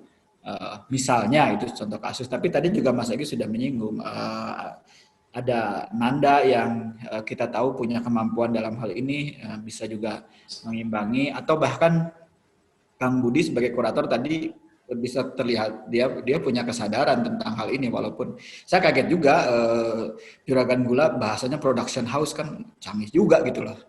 Ternyata dia punya kemampuan seperti itu, walaupun saya titip kepada tim kurator jangan terlalu larut dalam persoalan production house, karena bagaimanapun kurator itu tugasnya adalah aspek artistik yang langsung berkaitan dengan aspek perancangan program yang harus tetap berorientasi pada soal ekosistem kebudayaan. Itu tetap tugas utamanya tim kurator.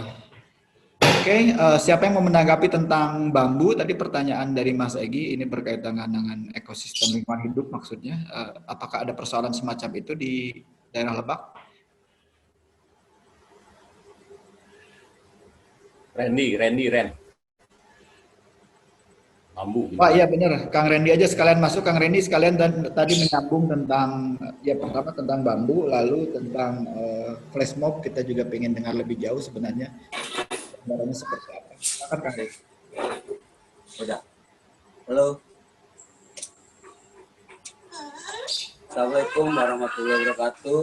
Waalaikumsalam. Sampurasun tabekun, salam sejahtera untuk kita semua.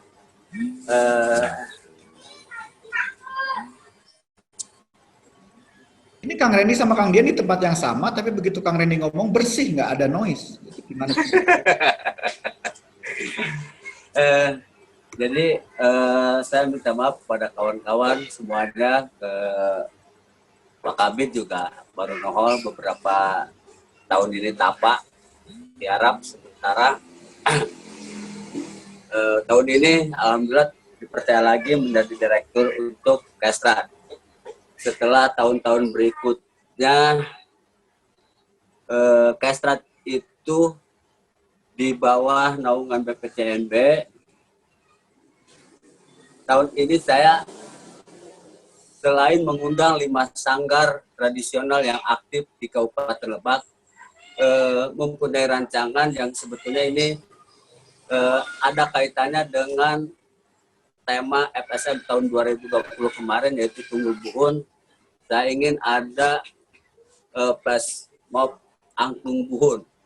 Yang saya bayangkan ini sebelum adanya COVID atau virus corona ya, ada ratusan atau ribuan pemain angklung buhun di alun-alun Rangkas Bitung, muncul dari berbagai sudut karena untuk memasyarakatkan angklung buhun yang menjadi kebanggaan Kabupaten Lebak. Terus terang, angklung buhun yang saya akan kemukakan itu, yang akan ditampilkan itu atau dikenalkan itu angklung buhun Kasepuhan dari Lebak Selatan. Dari segi jenis, angklung itu mempunyai ciri khas tersendiri tentang angklung Kabupaten Lebak. Itu. Adapun untuk konser dan penampilan, bisa angklung buhun ini bisa digabungkan atau dikawinkan dengan jenis-jenis kesenian lainnya seperti tarian ataupun konser musik dengan modern, tapi induknya yaitu angklung buhun yang dari Lebak Selatan itu. Adapun angklung buhun ini kurang bermasyarakat di wilayah tatanan Kabupaten Lebak, karena saya setelah ngobrol-ngobrol dengan pengrajin di sana itu, yaitu kurangnya pola pasar angklung buhun itu sendiri dari pengrajin ke kawan-kawan atau ke masyarakat komunitas seni yang ada di Kabupaten Lebak. Itu. Mengenai bambu, untuk bambu alhamdulillah di Lebak ini melimpah.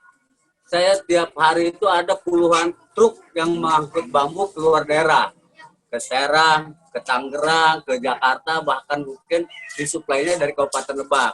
Karena di Lebak sendiri alhamdulillah untuk wilayah selatan masih banyak hutan bambu yang kita bisa temui. Itu Kang Egi dan Kang Heru. Barangkali Pak Kabid mau menambahkan terkait konser bambu yang pernah kita ungkapkan, bagaimana di satu alun-alun itu penuh dengan angklung buhun di Pak Kabid. Itu walaupun cuma mimpi, tapi mudah-mudahan dari kenyataan. Ya, saran saya janggutnya dirapiin aja lah. Kang Randy, Pak Kabid, teman kurator, saya pikir itu tentu saja ide yang bagus dan sangat menarik. Tapi kan sekali lagi terkait dengan kondisi kita harus berhitung ulang. Ya, nanti betul. Didiskusikan kembali dengan tim kurator bagaimana antisipasinya. Kalau anggap saja itu rencana A, nanti perlu disusun rencana B karena kemungkinan besar tahun depan pengumpulan massa masih belum bisa dilakukan. Kemungkinan besar seperti itu. Allahu Akbar, Matiin tuh yang ada azannya, matiin mic-nya. Yang ada mic-nya matiin mic-nya biar jangan masuk.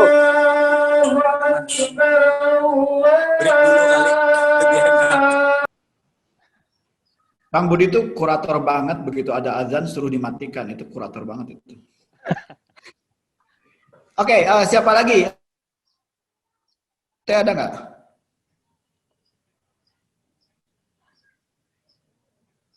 Saya nambahin dikit boleh? Silakan Kang Budi. Ya, masih menyambung soal perangkat lunak dan perangkat yang lembut ini. Karena bayangan saya, FSM 2021 itu sebagai eksperimen pertunjukan daring, memberikan kesempatan buat kawan-kawan bagaimana mempresentasikan atau mempersembahkan sebuah pertunjukan dalam konsep daring. Dan ini sebenarnya sebuah tantangan, di mana kita coba terkait dengan direktur artistik misalnya, saya kalau boleh memberikan masukan, mumpung juga orang yang nggak ada, jadi saya berani masukannya. Jadi tim artistik itu ditambah juga satu divisi tentang tim artistik virtual dan visual grafis gitu. Tidak hanya yang sifatnya seperti instalasi yang offline, berdiri sebuah landmark di alun-alun gitu, bambu-bambu besar, raksasa, yang rebel sifatnya, tapi juga harus juga dipikirkan satu tim artistik yang virtual. Ini merespon keinginan Pak Kabid dalam misalnya setiap ada webinar di sesi itu, pergantian sesi atau awal atau akhir sesi atau pertengahan ada penampilan kesenian tradisional. Yang ini juga ada di bawah kerja tim Kestrat nantinya. Tapi dia berkolaborasi dengan tim artistik virtual dan visual grafis juga. Saya pikir ini menjadi sebuah eksperimen yang cukup menantang buat kawan-kawan seniman, terlebih pada kelompok-kelompok milenial nih, yang dalam artian mereka yang sekarang ini gandrung dalam film, dalam fotografi, dan lain hal sebagainya. Dan ini menjadi sebuah pengalaman virtual yang sangat menarik saya kira gitu. Itu dibutuhkan, nanti kita lihat saja apa saja perangkat yang dibutuhkan, nanti itu tinggal kita kolaborasi dengan turunannya, yaitu terkait dengan kegiatan-kegiatan atau acara-acara atau konten acara yang kita jadikan rangkaian. Saya kira ingin memberikan masukan kepada tim artistik ini, ya satu tim artistik yang sifatnya virtual dan juga dia mampu juga mendesain semacam visual grafisnya dalam konteks film atau film pendek atau flash atau semacam bridgingan atau ya apa namanya, bumper in bumper outnya gitu istilahnya, tapi yang sifatnya itu masih apa namanya, ada kaitannya dengan tema besar kita, yaitu Tunggul Buhun. Itu sih tambahan sedikit dari saya, Kang Heru. Terima kasih. Oke, terima kasih Kang Budi. Masih ada teman-teman lain yang mau bicara, waktunya sudah mau habis. Barangkali manajer yang belum dapat kesempatan bicara. Ya, silakan. Ini ke Kang Budi tadi ya. Ini nanti kita bisa selesaikan sama-sama Kang Budi di belakang. Tapi begini, kalau saya mau justru membayangkan apa-apa yang digarap oleh Nanda, misalnya dengan timnya Nanda, itu garapannya untuk media sosial dan sebagainya, itu desain saja gitu, desain visual, apa sih, desain komunikasi visual kayak gitu ya, semacam itu. Sementara untuk yang teman-teman artistik justru selain tadi yang digarap yang kata Kang Heru ada manual, itu justru yang digarapnya misalnya begini, kalau untuk kegiatan kayak simposium, nah tempat duduknya nggak melulu hostnya, misalnya itu mesti dibuat sedemikian rupa oleh tim artistik itu. Dekoratif.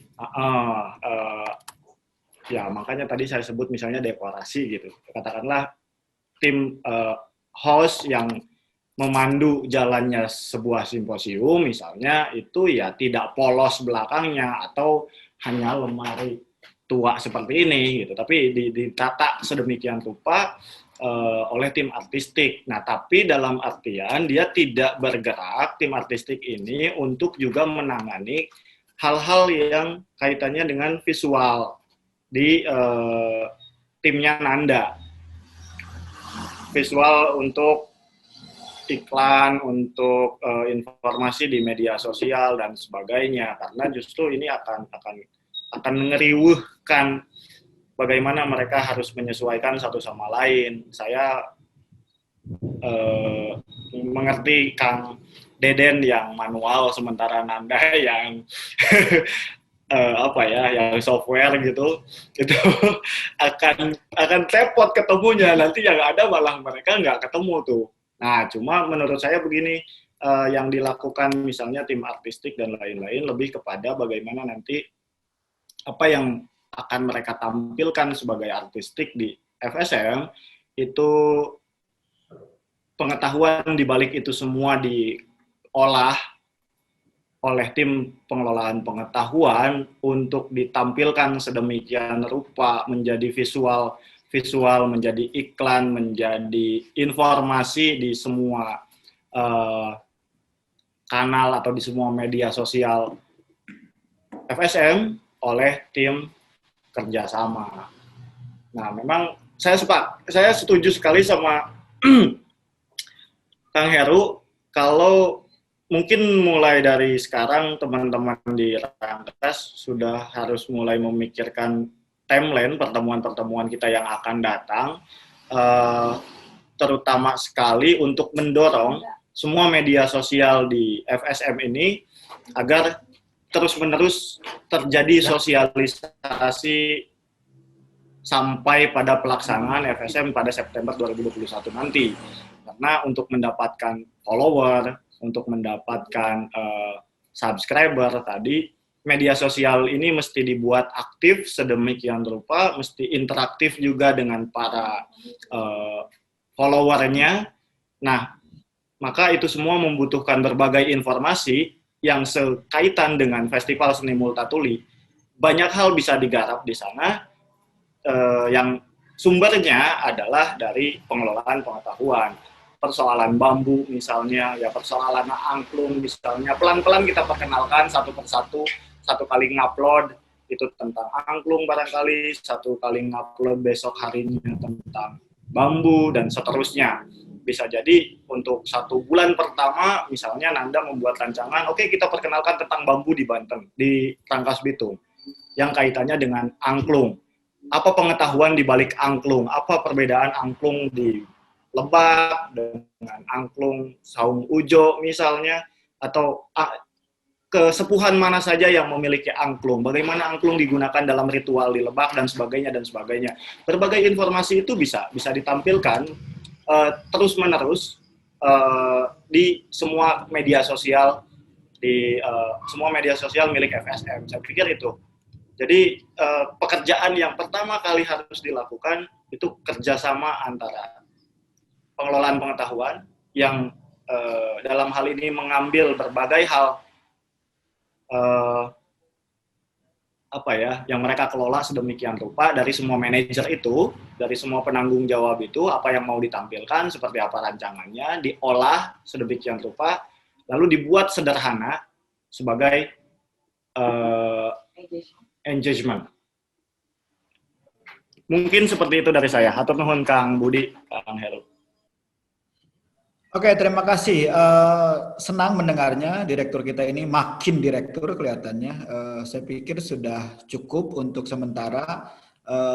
Presentasi dari Kang Nidu tadi itu buat kami sudah cukup untuk dianggap sebagai hasil dari 4 pertemuan lokakarya untuk Kabupaten Lebak. Tinggal dari tadi kita sudah mendiskusikan pekerjaan rumahnya masih banyak. Kita bisa diskusikan lebih lanjut pada forum yang lain. Nah, terakhir tentu saja saya titip sekali lagi Direktur Program tentang lini masa. Jadi tiap-tiap direktur, tiap-tiap manajer harus menyusun lini masa sendiri-sendiri. Dan semuanya itu dikompilasi oleh direktur program. Jadi nanti yang mengendalikan geraknya agar sesuai dengan lini masa itu ya direktur program, tentu saja di bawah koordinasi direktur festival. Nah, lalu Kang Ubay tolong juga pastikan teman-teman yang nebeng di Nanda ada berapa orang, terus seperti Kang Randy yang baru masuk, itu semuanya tetap tercatat secara resmi sebagai peserta Lokakarya ini, dikoordinasikan dengan Pokja, dan teman-teman juga jangan lupa untuk mengisi daftar hadir, itu linknya sudah ada di kolom chatting. Nah, rasanya kalau menurut saya sudah cukup produktif pertemuan kita, nanti kita tinggal melanjutkan pada forum-forum lain diskusinya. Mas Egy, silakan kalau masih ada tambahan, mungkin nanti ada kata penutup dari Pak Kabid. Terima kasih. Terima kasih Kang Heru. Sebelum Pak Kabid, saya ada sedikit komentar. Pertama, tadi sebenarnya sudah disinggung tentang timeline dan semacamnya dalam rancangan pelaksanaan festival. Tapi saya mengingatkan, terutama untuk Nanda, mudah-mudahan ini tidak terjadi, dan saya pikir memang sudah dipikirkan oleh Nanda, bahwa salah satu kelemahan dalam pengelolaan konten di media sosial itu adalah perencanaan atau timeline konten. Orang-orang biasa menyebutnya sebagai kalender konten. Jadi dengan membuat konten itu terstruktur dan terencana misalnya weekly gitu ya, itu menjadikan sebuah konten biasanya menjadi lebih impactful ya. Itu sering jadi kelemahan kita bersama. Konten-konten itu sifatnya sporadis dan tidak mengelola tema-tema tertentu. Nah, kalau perencanaan itu dilakukan, kita punya waktu panjang untuk kemudian mengelola konten. Tadi Pak Direktur sudah memberi arahan sebetulnya. Kita pada bulan pertama misalnya fokus mengangkat isu soal angklung dari berbagai komunitas, bahkan berbagai daerah. Kemudian bulan berikutnya atau bahkan minggu berikutnya kita mulai bicara tentang misalnya penampil atau potensi atau komunitas yang ada di Lebak dan semacamnya. Itu sering sekali dilupakan oleh teman-teman di pengelola sosial media. Jadi di luar timeline penyelenggaraan festival juga timeline untuk konten sosial media. Anda pasti tahu, saya yakin sih. Yang kedua adalah tentang memanfaatkan karakteristik dari netizen kita. Mereka sebetulnya tidak hanya pengkonsumsi, tapi mereka juga generate konten. Nah, saya pikir di program itu sendiri, bahkan mungkin kita bisa menyangkokkan sebuah program yang memberi kesempatan kepada netizen atau audiens kita untuk berpartisipasi dengan membuat konten-konten yang kita arahkan. Jadi menjadi semacam people generated content yang berkaitan dengan festival kita. Misalnya dengan yang paling mudah adalah mengadakan lomba ya. Tapi itu sebetulnya adalah cara yang paling simple ya. Mengadakan kompetisi atau lomba bermain angklung di antara komunitas-komunitas atau sekolah-sekolah misalnya. Dan banyak lagi sebetulnya bisa kita lakukan, yang intinya sebetulnya mengajak orang untuk berpartisipasi. Dan kalau itu bisa menurut saya intrinsik ada di dalam program, saya pikir bisa menjadi menarik. Saya lihat tadi belum dipikirkan, setidaknya yang ditulis belum ada ya. Barangkali itu bisa digali kemungkinan untuk bikin program yang sifatnya generate konten dari teman-teman sosial media. Saya pikir itu. Terima kasih sekali. Ini adalah sesi terakhir dari seluruh workshop Indonesiana. Daerah-daerah yang lain pun juga sudah menyelesaikan sesi keempatnya, dan Lebak yang terakhir Kang Heru kalau nggak salah ya. Jadi ini benar-benar gong yang tepat, karena saya pikir ini apa yang dicapai oleh teman-teman Lebak adalah satu dari antara sekian gong yang gaungnya dan bunyinya paling bulat. Terima kasih. Silakan Pak Kabid untuk menutup sesi kita kali ini. Orkes deh. Terima kasih. Terakhir barangkali buat teman-teman, seperti yang Om Heru bilang, PR kita masih banyak. Nah ini tolong ke Kepala Museum, itu direncanakan pertemuan selanjutnya ke depan. Ya, kenapa saya berbicara ke Kepala UPT Museum, karena passion kita di situ, bagaimana kita membangun atmosfer FSM 2020 dari museum situ. Jadi kita ngumpul-ngumpul di situ lah. Selamat bekerja buat teman-teman, tetap semangat.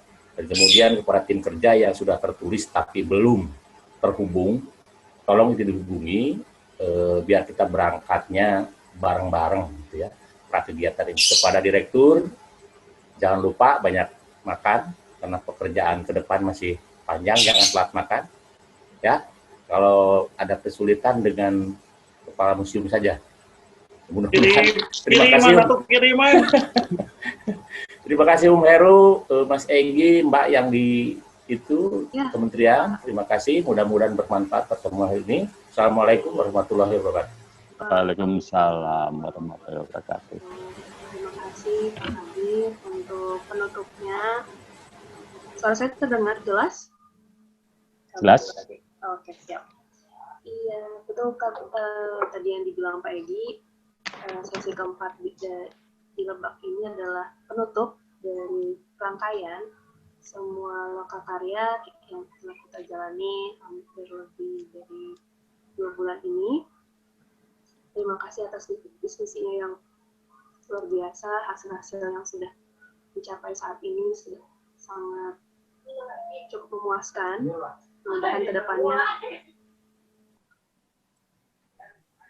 Mudah-mudahan kedepannya bisa lebih lancar, lebih produktif lagi, banyak teman-teman yang bisa aktif untuk bersuara. Mudah-mudahan FSM 2021 diberi kemudahan, kelancaran, sehat semuanya. Semoga di 2021 pandemi sudah mulai berkurang, agar yang tadi direncanakan bisa semua tercapai. Baik,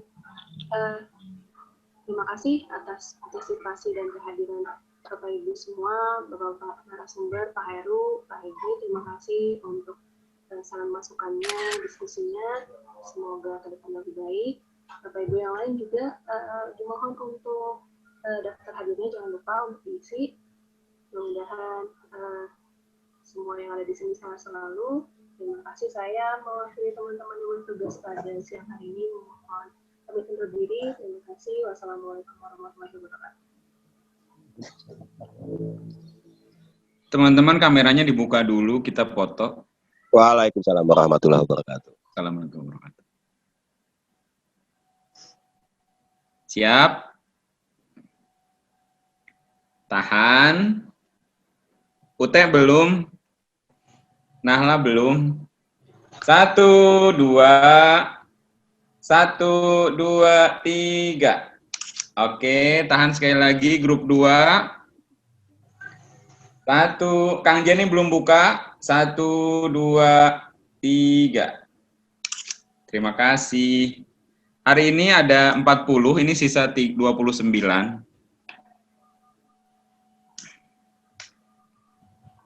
Terima kasih ya. Selamat sore. Semoga bisa. Terima kasih Kang Heru, Mas Egi. Mas Egi nuhun. Tetap sehat. Kang Heru. Nuhun Kang Heru, Mas Egi.